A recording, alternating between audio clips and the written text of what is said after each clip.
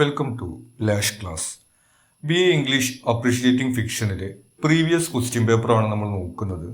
ഈ ക്വസ്റ്റ്യൻസ് എങ്ങനെ ആൻസർ ചെയ്യാമെന്നും ഇതിന് പുറമെ വേറെ ഏതെല്ലാം ചോദ്യങ്ങളാണ് നമുക്ക് ഇമ്പോർട്ടൻ്റ് ആയിട്ട് പ്രതീക്ഷിക്കാവുന്നതെന്നുള്ള കാര്യങ്ങളാണ് നമ്മൾ ഡിസ്കസ് ചെയ്യുന്നത്. നമുക്ക് നോക്കാം.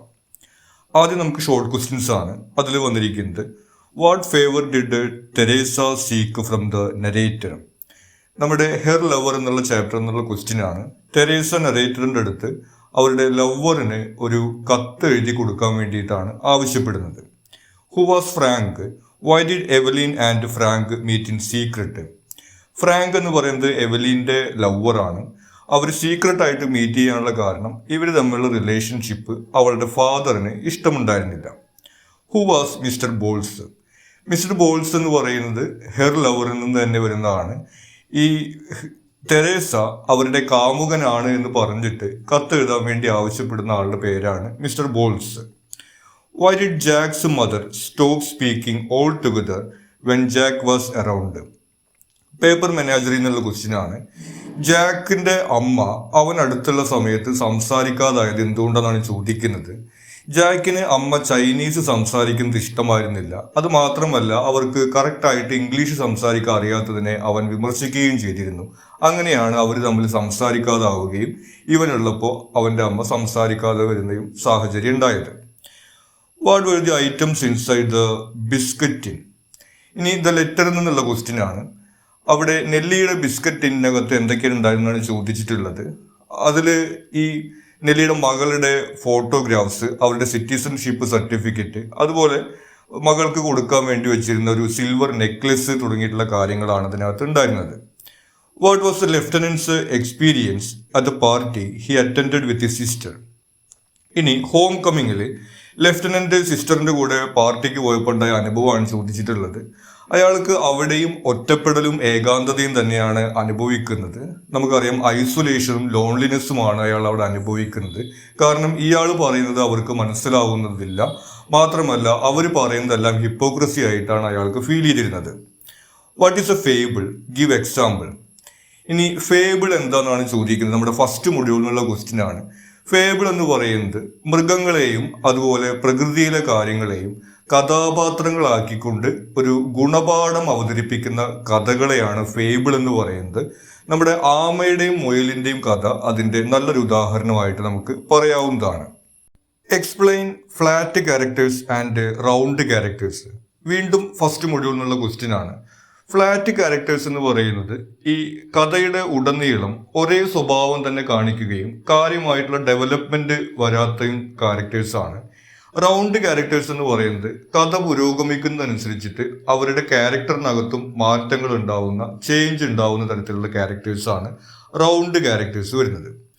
What was the outcome of Trysdale's vanity? ഇനി ട്രൈസ്ഡെയിലിന്റെ ഒരു അഹങ്കാരത്തിന്റെ സംഭവം എന്താ ഉണ്ടായെന്നുള്ളത് നമുക്കറിയാം. അയാളുടെ കാമുകിയെ അയാളെ ഉപേക്ഷിച്ച് പോകുന്ന സാഹചര്യമാണ് ഉണ്ടായത്. What mistake does Eckels make when his fellow travellers are hunting? ഇനി എ സൗണ്ട് ഓഫ് തണ്ടറിൽ എന്നുള്ള ക്വസ്റ്റ്യൻ ആണ്. എക്കൽസ് അവിടെ ദിനോസറിനെ ഹണ്ട് ചെയ്യുന്ന സമയത്ത് അയാള് പാനിക് ചെയ്യുകയും ആ മെറ്റൽ പാത്തിൽ നിന്ന് മാറി സഞ്ചരിക്കുകയാണ് ചെയ്യുന്നത്. Who is Queequeg? Why did he build a coffin? ഇനി ക്യൂക്കെഗ് നമ്മുടെ മൊബി ഡിക്കിലെ ക്യാരക്ടറാണ്.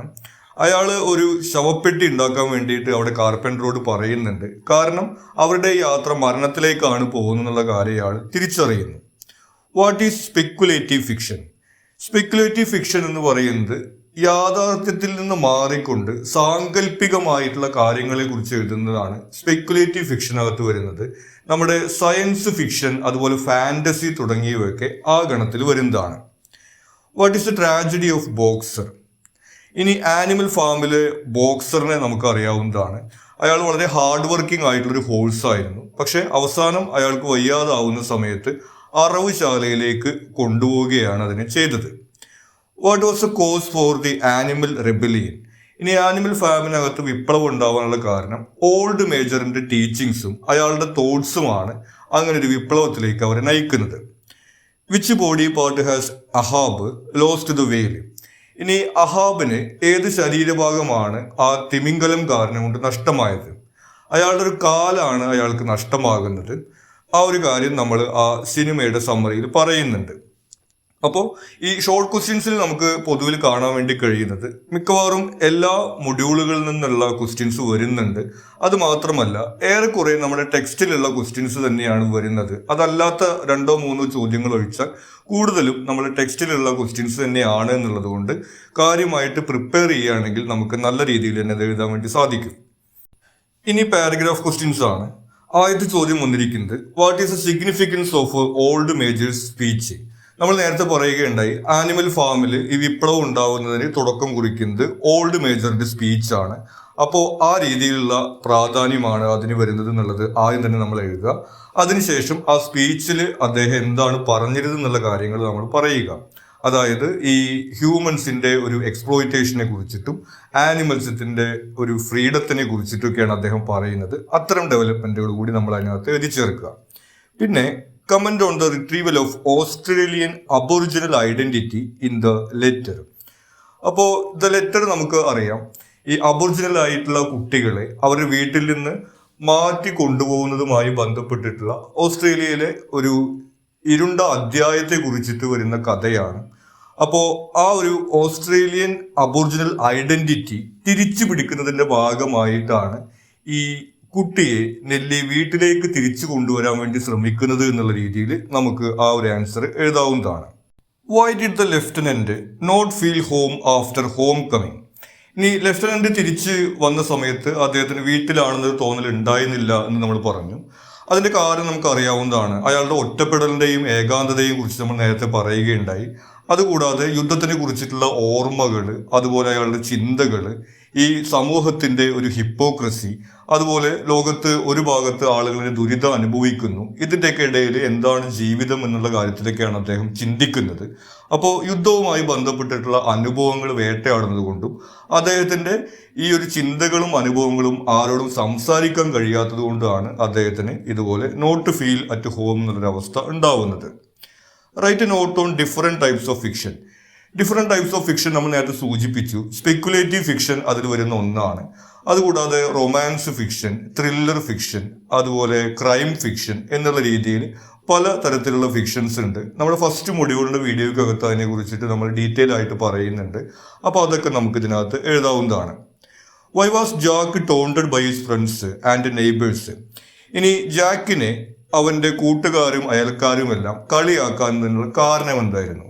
നമുക്കറിയാം അവന്റെ അമ്മ ഒരു ചൈനക്കാരിയും അവന്റെ അച്ഛൻ അമേരിക്കക്കാരനുമാണ്.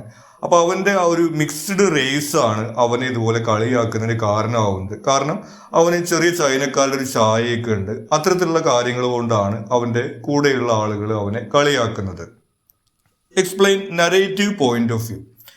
നരേറ്റീവ് പോയിന്റ് ഓഫ് വ്യൂ എന്നതുകൊണ്ട് ഉദ്ദേശിക്കുന്നത് ഒരു കഥ ആരാണ് പറയുന്നത് എന്നുള്ളതാണ്. നമുക്കറിയാം first person, second person, third person എന്നുള്ള രീതിയിൽ ആ കഥയിലൊരു കഥാപാത്രം തന്നെയാണോ അതോ പുറമെ നിന്നുള്ള ഒരാളാണോ ആ കഥ പറയുന്നത് എന്നുള്ളതാണ് അതുകൊണ്ട് ഉദ്ദേശിക്കുന്നത്. നമ്മൾ നേരത്തെ പറഞ്ഞതുപോലെ ഇതും നമ്മുടെ ഫസ്റ്റ് മൊഡ്യൂളിന്റെ വീഡിയോക്കകത്ത് നമ്മൾ ഡിസ്കസ് ചെയ്യുന്നുണ്ട്. Write a note on Trysdale's lady love. ട്രൈസ്റ്റൈലിന്റെ ഈ പ്രണയിനിയെ കുറിച്ചിട്ടാണ് ചോദിക്കുന്നത്. അവർ വളരെ സുന്ദരിയാണ്, അതുപോലെ തന്നെ സൗമ്യമായിട്ടുള്ള പെരുമാറ്റമാണ് എന്നുള്ള കാര്യം പറയുന്നുണ്ട്. അതേസമയം തന്നെ അയാൾക്ക് ഒരു ഉത്തരം കൊടുക്കാത്ത, പിടി കൊടുക്കാത്ത തരത്തിലുള്ള പെരുമാറ്റമാണ് എന്നുള്ള രീതിയിലും കൂടി അയാൾ അവിടെ പറയുന്നുണ്ടായിരുന്നു. What happened at the end of a sound of thunder. A sound of തണ്ടറിന്റെ അവസാനം നമുക്കറിയാം എക്കലിനെ അവിടെ വെടിവെച്ച് കൊല്ലുകയാണ് ഉണ്ടാവുന്നത്. കാരണം അയാൾ വലിയൊരു മിസ്റ്റേക്കാണ് വരുത്തിയിട്ടുള്ളത് എന്നുള്ളത്. പക്ഷെ ആ ഒരു കാര്യം പറഞ്ഞാൽ മാത്രം നമുക്കൊരു പാരഗ്രാഫ് ആവില്ല. അതുകൊണ്ട് അവിടെ തിരിച്ചു വരുമ്പോൾ അവിടെ ഉണ്ടായിട്ടുള്ള മാറ്റങ്ങളെ കുറിച്ചിട്ടും അതിന് എക്കൽസിന്റെ ഒരു മിസ്റ്റേക്കാണ് കാരണമായത് എന്നുള്ള കാര്യം കൂടിയൊക്കെ പറയുമ്പോൾ നമുക്കതൊരു പാരഗ്രാഫായിട്ട് ഡെവലപ്പ് ചെയ്യാവുന്നതാണ്. ഇനി ഇതിലെ എസ്സേ ക്വസ്റ്റ്യൻസ് ആണ് വന്നിരിക്കുന്നത്. What is the main conflict in Animal Farm. Animal ഫാമിലെ പ്രധാനപ്പെട്ട കോൺഫ്ലിക്റ്റ് നമുക്ക് അറിയാം. അത് ആദ്യം മനുഷ്യരും മൃഗങ്ങളും തമ്മിലൊരു കോൺഫ്ലിക്റ്റാണ് ഉണ്ടായിരുന്നത്. പക്ഷെ പിന്നീട് അത് അധികാരമുള്ളവരും അധികാരമില്ലാത്തവരും തമ്മിലൊരു കോൺഫ്ലിക്റ്റ് എന്നുള്ള രീതിയിലാണ് ആനിമൽ ഫാമിനകത്ത് നമ്മൾ കാണുന്നത്. അവിടെ ഈ പിഗ്സിന് അധികാരം കിട്ടുന്ന സമയത്ത് അവരുടെ തുടക്കത്തിലുള്ള ആശയങ്ങളെല്ലാം മാറുന്നതും ഈ അധികാരം ആളുകളെ അഴിമതിക്കാരാക്കുകയും ചെയ്യുന്ന ടീമുകളൊക്കെയാണ് നമ്മൾ അതിനകത്ത് കാണുന്നത്. അപ്പൊ അത് നമ്മൾ അതിന്റെ സമ്മറിയൊക്കെ ഉൾപ്പെടുത്തിയിട്ട് ഡീറ്റെയിൽ ആയിട്ട് പറയുക. Discuss the human alienation and fragmentation in Her Lover. Her ലവറിൽ നമ്മൾ കാണുന്നുണ്ട് തെരേസ സങ്കല്പത്തിലുള്ള ഒരു ലവറിനാണ് കത്തുകൾ അയക്കുന്നുള്ളത്. അപ്പൊ ആധുനിക സമൂഹത്തിനകത്ത് ഈ മനുഷ്യർ എത്രമാത്രമാണ് ഒറ്റപ്പെടുന്നത് തുടങ്ങിയിട്ടുള്ള തീമുകളാണ് അതിനകത്ത് നമ്മൾ കാണുന്നത്. Write about the metaphorical symbolism in Moby Dick. Moby Dick നമ്മൾ പറഞ്ഞൊരു മോറൽ അലിഗോറി ആയിട്ട്, ഒരു ഗുണപാഠ കഥയായിട്ട് നമുക്ക് എടുക്കാൻ വേണ്ടി കഴിയുന്നതാണ്. അവിടെ ഈ മനുഷ്യരുടെ അഹങ്കാരവും അതുപോലെ തന്നെ ഒരു ആഗ്രഹത്തിന്റെ മുകളിൽ തീവ്രമായിട്ട് പിന്തുടരുന്നതിൻ്റെയൊക്കെ ദുരന്തങ്ങളാണ് അവിടെ കാണിക്കുന്നത്. ആ തരത്തിൽ നമുക്ക് ഈ മൊബിഡിക് എന്ന് പറയുന്ന ഈ വൈറ്റ് വെയിലിനെയും അതുപോലെ അഹാബിനെയൊക്കെ നമുക്ക് സിമ്പിൾസ് ആയിട്ട് കണക്കാക്കാൻ വേണ്ടി സാധിക്കും. അങ്ങനെ നമുക്കത് മെറ്റഫോറിക്കൽ ആണെന്ന് പറയാം. ഇതിന്റെ കൂടുതൽ ഡീറ്റെയിൽസ് നമ്മൾ മൊബിഡിക്കിന്റെ വീഡിയോ സെപ്പറേറ്റ് ചെയ്തിട്ടുണ്ട്, അതിനകത്ത് നമ്മൾ ഡീറ്റെയിൽ ആയിട്ട് പറയുന്നുണ്ട്. പിന്നെ examine the irony of fate in the Cactus. കാക്ടസിനകത്ത് നമ്മൾ കാണുന്നുണ്ട് ഈ അയാൾക്ക് സ്പാനിഷ് അറിയാം എന്നുള്ള ഒരു നുണ പറയുന്നതിന്റെ ഭാഗമായിട്ടാണ് അയാളുടെ കാമുകിയെ നഷ്ടപ്പെടുന്ന ഒരു സാഹചര്യം ഉണ്ടാവുന്നത്. കാരണം കാക്ടസിന്റെ കൂടെ കൊടുത്തിട്ടുള്ള നോട്ടിനകത്ത് കം ആൻഡ് ടേക്ക് മീ എന്നുള്ള അർത്ഥം വരുന്ന വാചകമാണ് എഴുതിയിട്ടുണ്ടായിരുന്നത്. പക്ഷെ ഇയാൾക്കത് അറിയുമായിരുന്നില്ല. അപ്പോൾ ഈ നുണ പറയുക, അതുപോലെ തന്നെ വലിയ ആളാണ്, സ്പാനിഷൊക്കെ അറിയാമെന്ന് കാണിക്കുക എന്നുള്ള അഹങ്കാരമാണ് അയാളെ ഈ വിധിയിലേക്ക് നയിച്ചിട്ടുള്ളത്. ആ തരത്തിൽ അത് ഐറണി ഓഫ് ഫേറ്റ് ആണെന്നുള്ള തരത്തിൽ നമുക്ക് പറയാൻ സാധിക്കും. ഇനി ഈ ഒരു ക്വസ്റ്റ്യൻ പേപ്പറിന് പുറമെ മറ്റേതെല്ലാം ചോദ്യങ്ങളാണ് നമുക്ക് ഇമ്പോർട്ടന്റ് ആയിട്ട് വരുന്നതാണ് നമ്മൾ നോക്കുന്നത്. നമുക്കറിയാം നമ്മുടെ എല്ലാ മൊഡ്യൂളിൽ നിന്നും നമുക്ക് എസ്സേ ക്വസ്റ്റ്യനും പാരഗ്രാഫ് ക്വസ്റ്റ്യനും ഉണ്ടായിരിക്കും. ആ രീതിയിൽ നമുക്ക് മൂന്നാമത്തെ മൊഡ്യൂളിലും നാലാമത്തെ മൊഡ്യൂളിലും ഓരോ ചാപ്റ്റേഴ്സ് വീതം മാത്രമാണുള്ളത്. അപ്പോൾ ആനിമൽ ഫാമിൽ നിന്നും മൊബിഡിക്കിൽ നിന്നും ഏറെക്കുറെ നമുക്ക് പാരഗ്രാഫ് ക്വസ്റ്റ്യൻസും എസ്സേ ക്വസ്റ്റ്യൻസും പ്രതീക്ഷിക്കാവുന്നതാണ്. ഇനി ഷോർട്ട് ക്വസ്റ്റ്യൻസ് എല്ലാം ഈക്വൽ ഇമ്പോർട്ടൻ്റ് ആണുള്ളത്. അതിൽ നിന്ന് ഏതാണ് ചോദിക്കുക എന്ന് നമുക്ക് പറയാൻ കഴിയില്ല. പക്ഷെ ഷോർട്ട് ക്വസ്റ്റ്യൻസ് അതിൽ നിന്ന് കൂടുതൽ വരും എന്നുള്ള കാര്യം നമുക്ക് പറയാൻ സാധിക്കും.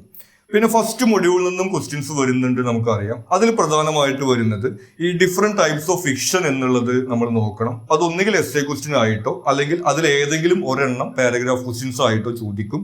അതുപോലെ തന്നെ ഈ narrative technique, first person, second person, third person തുടങ്ങിയിട്ടുള്ള കാര്യങ്ങൾ, പിന്നെ ഡിഫറെന്റ് ടൈപ്സ് ഓഫ് ക്യാരക്ടേഴ്സ് തുടങ്ങിയവയാണ് അതിൽ നിന്ന് നമുക്ക് ഇമ്പോർട്ടൻ്റ് ആയിട്ട് വരുന്നത്. അപ്പോൾ ഈ ഒരു രീതിയിൽ നമ്മൾ പ്രിപ്പയർ ചെയ്യുകയാണെങ്കിൽ നമുക്ക് നല്ല രീതിയിൽ തന്നെ ഈ എക്സാം എഴുതാൻ വേണ്ടി സാധിക്കും. നിങ്ങൾക്ക് എല്ലാവർക്കും എക്സാം എളുപ്പത്തിൽ എഴുതാൻ സാധിക്കട്ടെ എന്ന് ആശംസിക്കുന്നു. Thank you.